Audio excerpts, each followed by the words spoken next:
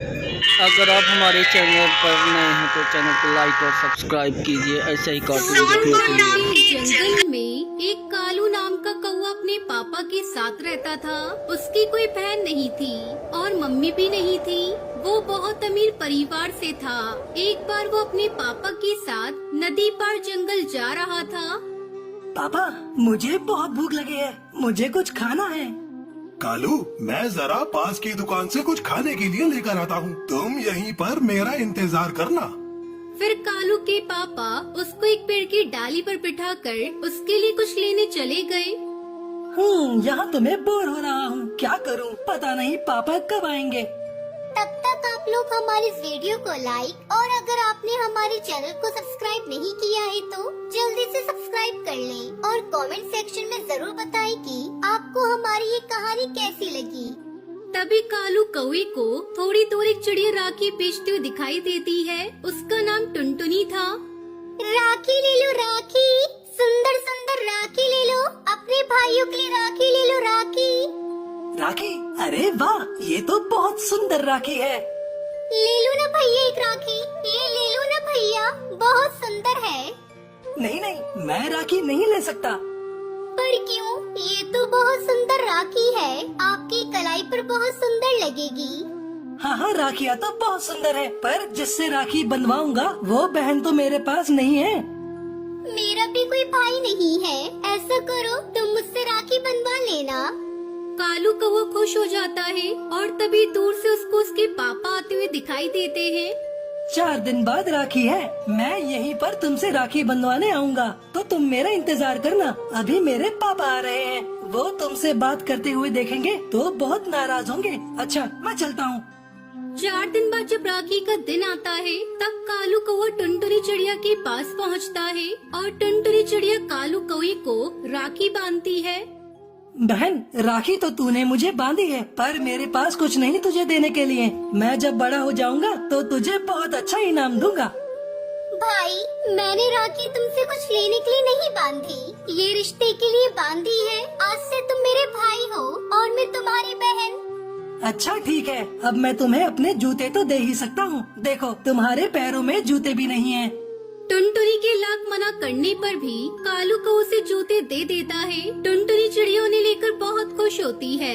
इसी तरह दोनों अक्सर मिला करते थे और बहुत सारी बातें किया करते थे। कालू को वो पढ़ाई करने के लिए शहर के जंगल चला जाता है। टुनटुनी बहन, अब मैं तुमसे नहीं मिल पाऊंगा क्योंकि मैं पढ़ाई के लिए शहर के जंगल जा रहा हूँ। जब मैं वापस आ जाऊंगा तो तुम मुझे सारी राखी एक साथ बांध देना। ठीक है भैया, मैं आपका इंतजार करूंगी। कुछ साल ऐसे ही बीत जाते हैं। अब दोनों बड़े हो जाते हैं और कालू की भी पढ़ाई पूरी हो जाती है और वो वापस अपने घर आता है। अरे टुनटुनी बहन, तुझे पता है तेरा भाई वापस आ गया है और राखी भी आने वाली है। अब तुझे इंतजार नहीं करना पड़ेगा, तू इस बार अपने भाई को राखी बांध देना। फिर राखी का त्योहार आता है। टुनटुनी चिड़िया कालू के घर पहुंच जाती है। उसका बहुत बड़ा घोंसला देखकर वो हैरान रह जाती है और अंदर जाने लगती है। अरे अरे अरे, कहाँ जा रही हो चिड़िया? मुझे कालू भाई से मिलना है। अरे, कालू सेठ से कोई नहीं मिल सकता। और वैसे भी तुम हो कौन? मैं कालू भाई की बहन हूँ। अरे, कालू सेठ की कोई बहन नहीं है। जाओ जाओ, किसी और को बेवकूफ बनाना। टुनटुनी चिड़िया वहाँ से नहीं जाती। तभी तेज बारिश होती है और टुनटुनी चिड़िया बारिश में वहीं खड़ी रहती है। टुनटुनी चिड़िया कालू कौवे को आवाज देती है और आवाज सुनकर कालू उसके पास आ जाता है। अरे कालू भैया, तुम इतने सालों से कहाँ थे? मैं हर राखी पर तुम्हारा इंतजार कर रही थी। कौन हो तुम?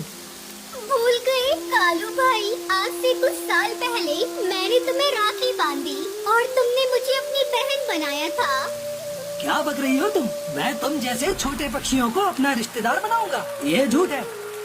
नहीं भैया, ये सच है। तुम मुझे अपनी बहन कहते थे और मैं राखी बेचती थी। तुमने कुछ साल पहले मुझसे ही राखी खरीद कर और मुझसे ही राखी बनवाई थी। मुझे ऐसा कुछ याद नहीं, और अगर ऐसा हुआ भी है तो वो मेरे बचपन की बात थी। अब सब भूल जाओ, मेरी कोई बहन नहीं है। अब यहाँ से निकलो, पता नहीं कहाँ कहाँ से आ जाते हैं गरीब पक्षी। टुनटुनी चिड़िया मुंह लटकाकर वहाँ से चली जाती है। कई दिन बीत जाते हैं। एक दिन जंगल में कई सारे चील आ जाते हैं और कालू कौवे की आंखों पर हमला कर देते हैं। कालू कौवा घायल होकर नीचे गिर जाता है। तभी थोड़ी देर बाद टुनटुनी चिड़िया वहाँ से गुजरती है और उसे ऐसी हालत में देखकर टुनटुनी चिड़िया से हॉस्पिटल ले जाती है और डॉक्टर बुलबुल टुनटुनी चिड़िया से कहती है, टुनटुनी चिड़िया, हमले की वजह से तुम्हारे भाई की आंखें चली गई हैं और उसके पास समय बहुत कम है। हमें जल्द ही किसी पक्षी की आंखों का इंतजाम करना पड़ेगा। ये क्या कह रही हो डॉक्टर? ऐसा करिए, आप मेरी आंखें कालू भाई को लगा दीजिए। पर टुनटुनी, तुम बिन आंखों के देख नहीं पाओगी। मुझे इसका कोई मलाल नहीं। डॉक्टर, आप मेरी आंखें कालू भाई को दे दीजिए। वैसे भी मेरे आगे पीछे मेरा कोई नहीं है। अब मैं उनकी नजरों से दुनिया देखूंगी। टुनटुनी चिड़िया पत्र लिखती है और डॉक्टर को दे देती है और कहती है, डॉक्टर बुलबुल, जब मेरे भाई कालू की आंखें लग जाए तब आप उसे पत्र दे देना, पर किसी को भी मेरे बारे में नहीं बताना। ठीक है टुनटुनी, जैसा तुमको सही लगे। कालू कौवे की वापस आंखें आने के बाद डॉक्टर बुलबुल कालू को टुनटुनी चिड़िया का पत्र देती है और उसमें लिखा होता है, कालू भाई, तुमने शायद भाई बहन के रिश्ते को मजाक समझा, पर मैंने तुम्हें अपना भाई समझा और मैं आपको अपनी आंखें दे रही हूँ। इन आंखों में कभी भी आंसू मत आने देना और कभी किसी का दिल मत तोड़ना। तुम्हारी बहन टुनटुनी। ये सुनकर कालू कौवे और उसके पापा की आंखों में आंसू आ जाते हैं और वो अपने किए पर बहुत पछताते हैं। रामपुर के जंगल में टुनटुनी चिड़िया अपनी माँ सुंदरी कौवी के साथ रहती थी। सुंदरी कौवी पक्षियों के घरों में काम करती थी और उससे जो पैसे मिलते उससे वो अपना घर का खर्च चलाती थी। राखी का त्योहार आने पर वो राखी बनाकर बेचा करती थी, जिससे उससे कुछ ऊपरी कमाई हो जाती थी।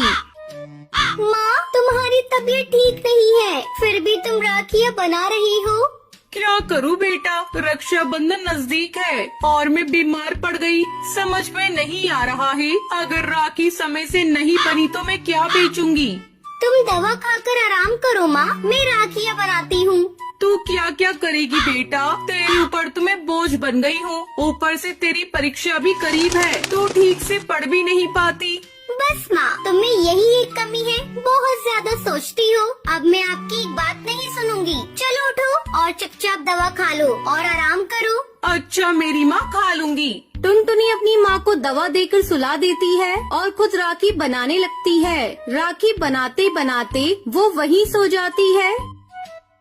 अगले दिन सुबह वो सभी राखियों को लेकर बाजार में बेचने के लिए जाती है।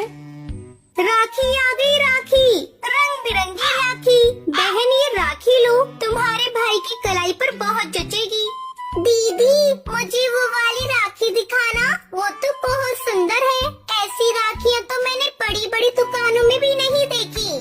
शाम तक टुनटुनी सारी राखियाँ बेच देती है।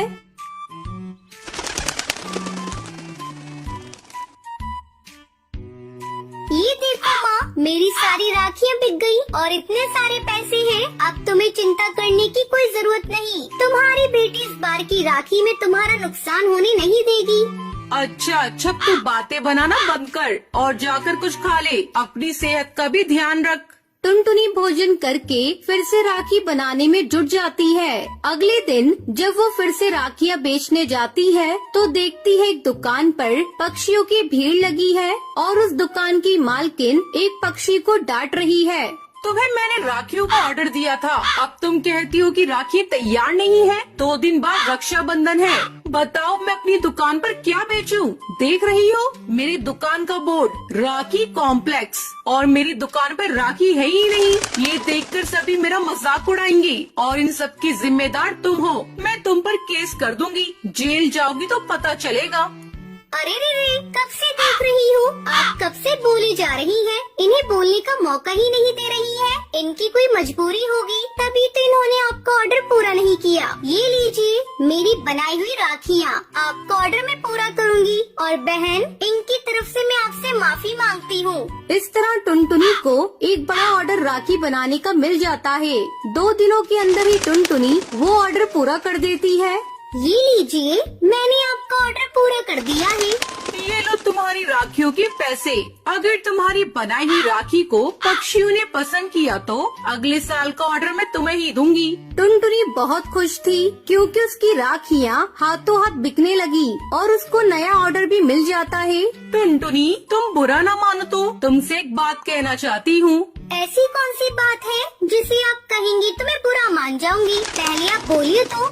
टुनटुनी, तुम दिल की बहुत अच्छी हो। मैं तुम्हें अपनी बहू बनाना चाहती हूँ। अगर तुम्हें एतराज ना हो तो इस रक्षा बंधन पर मैं अपने बेटे का घर बसाना चाहती हूँ। मेरा बेटा एक बड़ी कंपनी में जॉब करता है। ये देखो, ये है मेरे बेटे की फोटो। टुनटुनी फोटो देखकर शर्मा जाती है। तुम इस रिश्ते के लिए तैयार हो? लेकिन माँ जी, शादी के लिए मुझे माँ से आज्ञा लेनी होगी।